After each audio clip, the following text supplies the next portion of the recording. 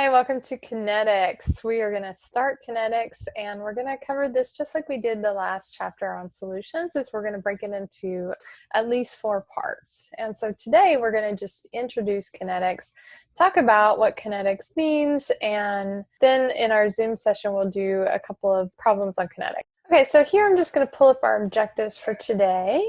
We're going to learn the factors that affect reaction rates. I'm going to introduce collision theory to you, and we're going to know the difference between average and instantaneous rates. And so what happens in a chemical reaction is the reaction rate is going to change as the reaction proceeds. And so oftentimes it helps to denote a particular span of time where you would have that average and look at the rate that's happening over that average. Maybe the first 10 seconds of a chemical reaction or the last 10 seconds of a chemical reaction. An instantaneous rate is going to be at that particular moment in time, what would be that rate of that chemical reaction. And then we're going to understand how stoichiometry plays and doesn't play into rate expressions. And then in our Zoom, we're going to do some calculations involving rate expressions. So that is on our agenda for today. So collision theory is what I want to introduce first. And collision theory is simply that if you have a chemical reaction that's going to happen, your reactants have to collide to react, right? You're not going to have 2 reactants on opposite sides of a beaker, and if they never move and come in contact with each other, you're not going to have a chemical reaction. So collision theory is just kind of, to me, it's a little bit of stating the obvious. I have to, particles or substances, whether it's an ion, an element, a compound, they're going to have to collide to react. Now, there's some things that are going to happen when they have that collision that we'll talk about later in this chapter, but more generally, the more collisions you have, the greater chance you're going to have of a chemical reaction happening. So we think about chemical reactions, the speed of a chemical reaction. This is the rate.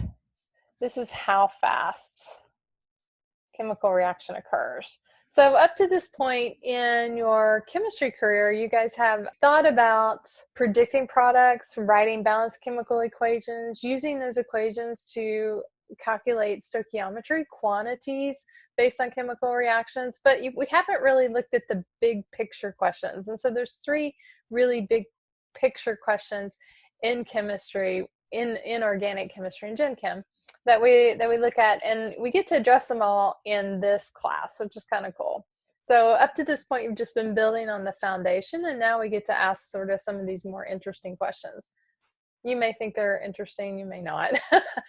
So the first question is why? Why do chemical reactions occur? That's all about the energies. We touched a little bit on it when we looked at enthalpy, and then we talked a little bit about entropy.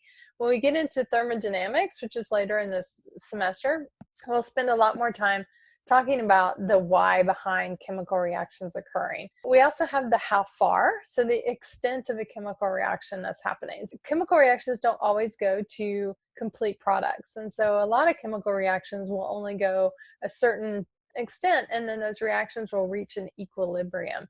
And so equilibrium, we're going to come back to that idea of equilibrium after this chapter, and then we're going to spend a lot of time in equilibrium because there's a lot of chemical reactions that are equilibrium reactions. In this chapter, our question that we're addressing is how fast. So those are the 3 questions: why, how far, and how fast. So how fast is the speed of a chemical reaction? So diamonds will spontaneously convert into graphite, but their rate of that chemical reaction is very, very on the order of thousands of years. And so the speed of that reaction is really, really slow. If I have something like propane and I ignite propane, that chemical reaction is really, really fast. So the speed of a chemical reaction is often important to know, especially if you're going to be going into a lab setting and you're going to set up a chemical reaction and you want to know, am I going to be here for 15 minutes, 10 minutes, or 2 years? Understanding how fast a chemical reaction occurs is really important. It's also I think it's the most difficult of the 3 questions. So you get kind of like the difficult stuff here up front, because kinetics is really an experimental science. And so you can't we're going to make some assumptions, but a lot of this is going to be determined by experiments. So you're going to go into the lab, you're going to set up a set of experiments that's going to give you an idea of how fast that reaction is occurring. Okay, so that's the question that we're asking in this chapter, is how fast. So if we think about speed, if I think about speed, I'm thinking about maybe my car. So if I'm in my car, which I'm not doing too much of right now, if I'm in my car and I'm driving, let's say I'm on the freeway, I might, if I'm feeling like I'm obeying the rules, I might drive 65 miles per hour or 70, right? We're on California freeways here. So this would give me my speed. This is how many miles per a unit of time that I'm going to go in that car. So just like a speed of a car, a speed of a chemical reaction, if we look at this, is going to have units of molarity per time. And my units of molarity are going to deal with either my concentration, so how much concentration is going away over time, or how much concentration of my products is increasing over some unit of time. So my units here for speed are going to be molarity per time. Time can be in seconds. That's our SI unit for time. It can also be in minutes. It can be in hours. It can be in years. It can be in days. Kind of went backwards on that. My time unit is going to be depending upon what type of reaction I'm looking at.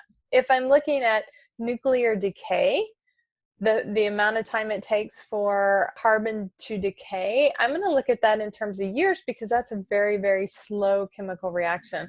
If I have a chemical reaction that's really, really fast, I might use my rate in terms of seconds, because that's going to be the unit of time frame that I'm going to be able to measure that in. So a lot of the stuff that we're going to do in this chapter, we're going to look in either seconds or minutes. When we get back into kinetics, we're going to revisit kinetics when we talk about nuclear chemistry. Then we're going to be in years and days. Your time unit will change depending upon how fast that chemical reaction is that you're looking at. Before we talk about specifically rates, let's look at the 3 factors that can influence the rate of a reaction. 3 factors that are going to influence the rate of a chemical reaction. The first one is concentration. So if you're thinking about products, so let's say I have a chemical reaction where I have A plus B going to C. Collision theory says that in order for this reaction to happen, A and B have to collide. So if I have the higher the concentration of my reactants, then the faster the reaction can happen, because you have more opportunities for collisions. So if you have a reaction that is inherently pretty slow, maybe you start with higher concentration of your reactants so that you have more opportunities for collisions to happen, and then that'll affect the rate. So concentration. So if I increase the concentration, I'm going to increase the rate of that reaction. It may still be really slow, but it might go just a little bit faster. Temperature. Temperature is going to also affect the rate of a chemical reaction. So if I increase the temperature of my reactants, what that does is I'm adding in kinetic energy. I'm adding in thermal energy. The reactants are going to absorb that thermal energy. It's going to turn into kinetic energy. They're going to move more. So that means they're going to increase their kinetic energy. They're going to move more, which means there's more opportunity for collisions. So I can either increase the concentration of my reactants, or I can increase the temperature, and both of those are going to allow me to positively affect the rate of that reaction, to kind of speed it up. A rule of thumb is that if I have, on average, for every 10 degrees Celsius increase in temperature, my rate of my chemical reaction will double. So temperatures can have a significant factor in the rate. So if I'm doing a chemical reaction at 20 degrees, let's say roughly room temperature 20 degrees Celsius, and it's fairly slow and I want to speed that up, maybe I will increase the temperature of my reactants to 30 degrees, and now I've doubled my reaction rate. The third factor is orientation. So up to this point, we've dealt with concentration, we've dealt with temperature, we know what those things feel like, we know what they look like. Orientation's a little bit harder to understand. And orientation goes with the structure and properties of the reactants themselves. So if we think about this scenario here where we have A plus B goes to AB plus A, or AX plus B goes to AB plus X. And let's say that in order for this to happen, because I have a diatomic here, this would be a diatomic, it wouldn't really matter what orientation that is in. And so this is, by looking at these two, can I determine which one might actually go have a faster rate? Probably this top one, because since these both are the same, if I had an orientation component where I had to orient in a particular way for this reaction to happen, because both of these are the same, then I'm going to have less of an orientation need here, where if I had AX plus B to go to AB, now I might need the A to be lined up so that A collides with B, but some of the time X might collide with B. And so now my number of collisions are going to be very specific to the orientation of those molecules. And so it's really hard to predict, unless you know something about a chemical reaction, if orientation is going to have a significant effect or not. So for instance, if I had, let's just do this. Let's say I have AA plus B. And let's say this can be in any orientation. So it can be this way, it can be this way. Either one of those is going to give you a product. So there's really no specific orientation need. But let's say I have AX plus B. Now, if I line this up and X collides with B, the end of this molecule where X collides with B, let's say I have this scenario here, X collides with B, then I'm not going to have, there's going to be no reaction. So that orientation is out. Let's say I have to have this specific orientation. This is where I get a reaction to occur. That means that if this is also a scenario where no reaction, and if I have, this would be my fourth option here, plus B, if this doesn't give me a reaction, now I have a 1 in 4 chance when I have a collision that reaction is going to happen. And so if you have an orientation requirement, that's going to slow your rate down significantly, because that means that the number of collisions that are productive, that lead to a chemical reaction, are going to be much lower than if there is no specific orientation need. Then every time these collide, there's the opportunity for a chemical reaction to happen. Here, if I collide this way, sort of this is side on to be no reaction, I kind of line up horizontal, but now I have the wrong end of that molecule is pointing toward B, collides with B, then that's no reaction. And this, so you can think of 1 in every 4 reactions might lead to a chemical reaction. This is going to significantly slow down your chemical reactions. Concentration and temperature. If I increase the concentration and I increase the temperature, I'm going to increase the number of collisions. If I have an orientation component that's necessary, by increasing the number of collisions, I'm going to allow there to be more potentially productive collisions that are going to lead to a chemical reaction happening. So orientation will have a negative effect. If you have an orientation constraint on your chemical reaction where your reactants have to be oriented in certain ways, then that's going to affect the chemical reaction rate lower. It's going to slow that rate down. So those are the 3 factors that will influence. These 2 we have control over. This one we don't have any control over. So orientation we can't really help. And it's really hard to tell unless you know a lot about the chemical reaction and what's happening, if orientation is going to be an issue or not. Organic chemistry is all about orientation. And so when you get into organic, which will be your next class after this one, you're really going to focus a lot on how those molecules are in space. And then when they collide, are they going to be able to have a chemical reaction? So orientation. Okay, so how are we going to write these? Let's just take a chemical reaction. Let's just do a simple one here. Let's say I have hydrogen gas, and I react that with iodine, and I'm going to form hydroiodic gas. If I want to look at the rate of this chemical reaction, how fast this chemical reaction is going to occur, there's 2 things I can do. I can look at the decrease in concentration of hydrogen, I can look at the decrease in concentration of iodine, or I can look at the increase in concentration of my product. And all three of those are going to give me a clue as to how fast that rate is occurring. So my rate will measure how much of a reactant concentration changes over time. So I'm going to look at an initial concentration. I'm going to look at a concentration at time X. If I think about what's happening, so in this case, what we see here is we have two reactions. We have A plus B. A is this blue and B is this little red, and I'm going to C. And if this has a fast rate, at time 0, obviously I haven't produced any of my product yet at time 0, so I've just mixed these two together.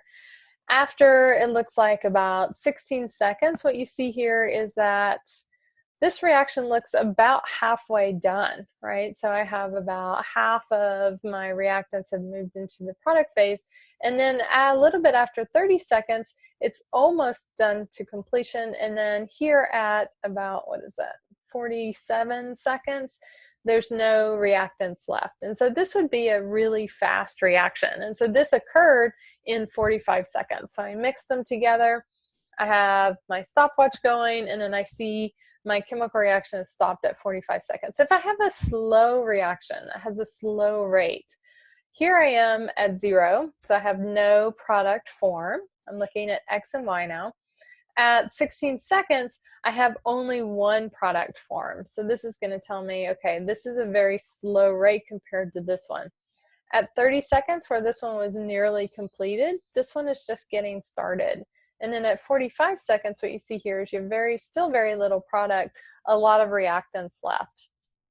And so if I just looked at these reactions and I didn't know anything about them, I wouldn't be able to predict if I'm in the fast lane or the slow lane for this chemical reaction. I wouldn't be able to know. So kinetics is hard because a lot of this stuff is experimental. You have to measure what's happening experimentally, which means you have to set up your chemical reaction that allows you to track the concentration change over a period of time, and then you compare that to other reactions, and then that's going to give you, okay, this reaction might look slow if I have another reaction over here that's even faster. So it's all relative. So I'm going to look at change in concentration over in a certain amount of time, and I can either look at the decrease in concentration of my reactants or the increase in concentration of my products.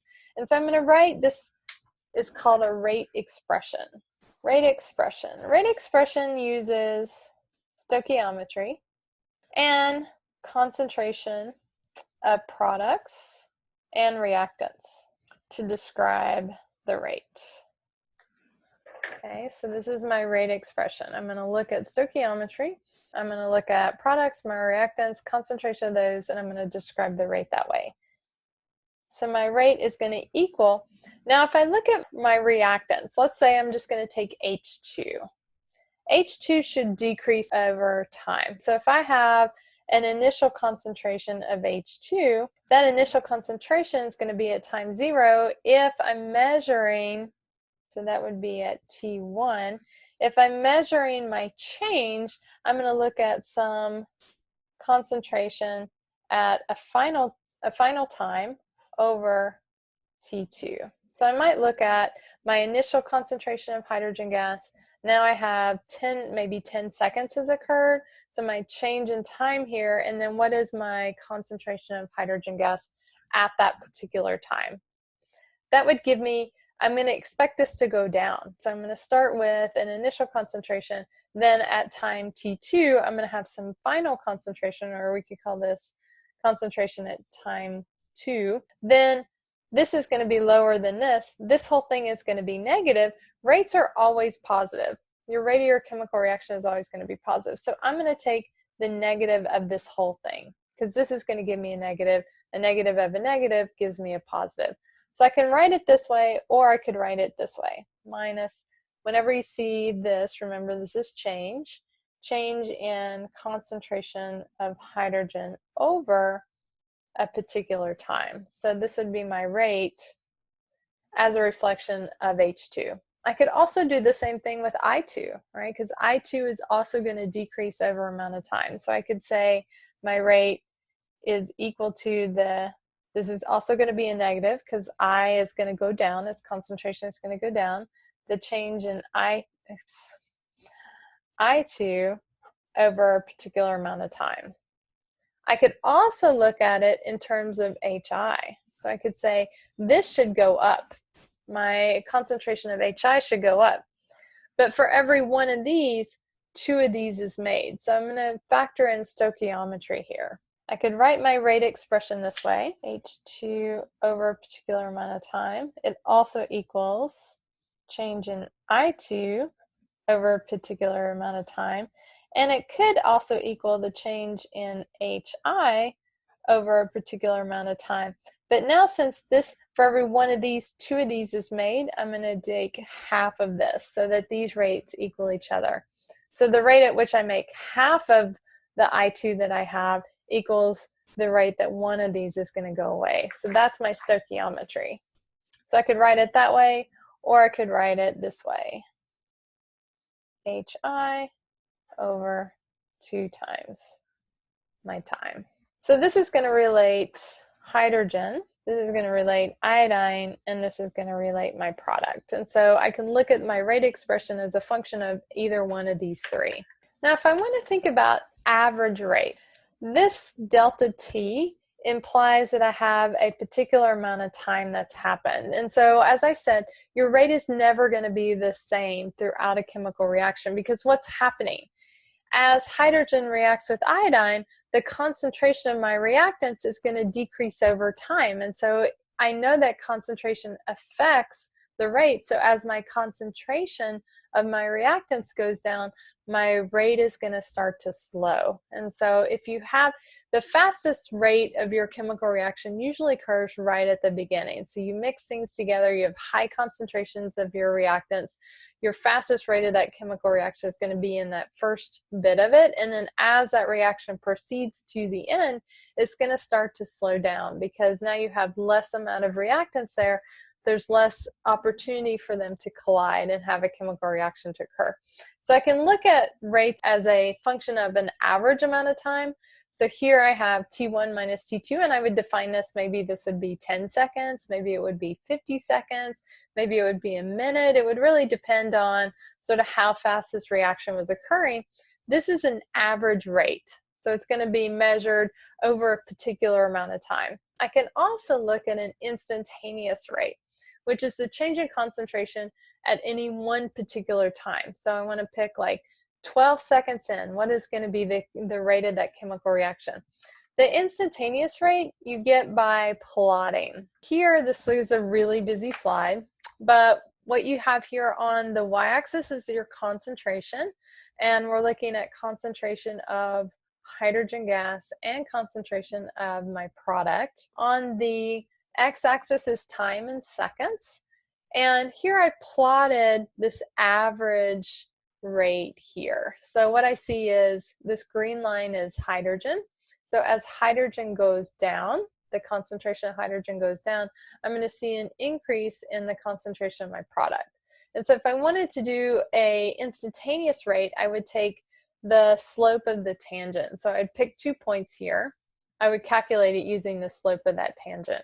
We don't really do too much with instantaneous rates because they don't give you a whole lot of information. Does it really matter what's happening at 41 seconds in? It might, but what might be more informative is how fast is that reaction happening and how long is it going to take for the whole reaction to occur. So we'd look at an average rate of reaction. Because we're doing this experimentally, this is very much an experimental science, is I would have some time where I would initially start my reaction. I would have my initial concentration of my reactant, and I would have some way where I could measure the concentration of hydrogen gas, and I would see that going down, right? So this would be my change in hydrogen gas, my change in time, and then my rate would be that rate expression. And you see here, my rate at the beginning is much higher than my rate at 100 seconds here. So now my rate is slowed down to 3 times 10 to the minus third. So your average rate is constantly going to change because the concentration of your reactants is going down. There's various ways that we can measure reaction rates, and they have to do with the ability to calculate the concentration of your reactants that you have. And so one of those might be absorbance. So if you have a analyte in your reaction, so whether it's your reactant or whether it's your product, if it is able to absorb light, you can set up a visible spectrum between 400 and 750 nanometers. You can use a spectrometer. And what that will do is that allow you to look at how that concentration of that product or reactant, you could look at either one. If I look at the reactant, my concentration is going to go down. If I look at my product, my concentration is going to go up. If I have that scenario, then I can look at the change in concentration as a function of the absorbance. And so that's what we're going to do in one of our labs when we do our kinetics lab, is you have to have a chemical reaction in which there's only one thing that's going to absorb either one of your reactants or one of your products, so that you can look just at one of those components. So I also said that stoichiometry is involved here, and when you're writing your rate expression, this is how it would look. My little a here would be my coefficient in the chemical reaction for A, little b would be my coefficient for B, little c, C, little d, D. And I could write my rate expression this way. So 1 over, if this is a 1, then this is 1 over 1, and that just kind of falls out of the equation. So this would be my change in concentration of A over a unit of time equals the change in concentration of my other reactant over a period of time equals the increase in concentration of my product over the same period of time and the increase in D over the same period of time. So for all these to equal each other, you have to have the same time frame. So this would be maybe 10 seconds. This can't be 20, right? This would be 10, and this would be 10, and 10, and 10. And so I would look at that change in that rate of that reaction by a function of either the decrease in concentration of my reactants or the increase in concentration of my product. So I'm either going to look at HI or I, or I'm going to look at the increase in HI over whatever time period it is that I'm evaluating. So that is a rate expression. Let's say I have A2 and I'm reacting that with 2B and I form 2AB. If I were going to write my rate expression for this, I could write my rate expression as a function of the decrease in concentration of A2. Remember, these brackets mean molarity. Anytime you see something in brackets, that means the concentration of that in molarity. So these are all solutions over my change in time. Or it could equal the negative 1/2 of B over a change in time. For every one of these, 2 of these is going to react. Or I could look at the increase in concentration of my product over amount of time. So this is negative, this is negative, this is positive, because this should go up, this should go down, this should go down. So if I were to graph this and I look at concentration over time, what I might see is A2 is going to go down and AB is going to go up. B should also go down, so B will go down as well. And so these two are going to definitely decrease over a certain amount of time. This is going to go up, and as these go to 0, this is going to plateau out, and then my chemical reaction has stopped at that point. So I've stopped forming any more product because I've plateaued out. I've either expended all of my reactants, or this is just slowed down to a really slow pace. Right, so my rate is going to change over time. So we will end there, and then we'll come back and we'll talk about what really happens in real life. So this is really nice. This rate expression is really nice because it pulls in stoichiometry and it allows us to predict what's going on without really knowing too much about this chemical reaction itself. But this is kind of a very simplified way of thinking about rate, and it doesn't actually apply much to real life. So we're going to come back to talk about real life kinetics here in our next part.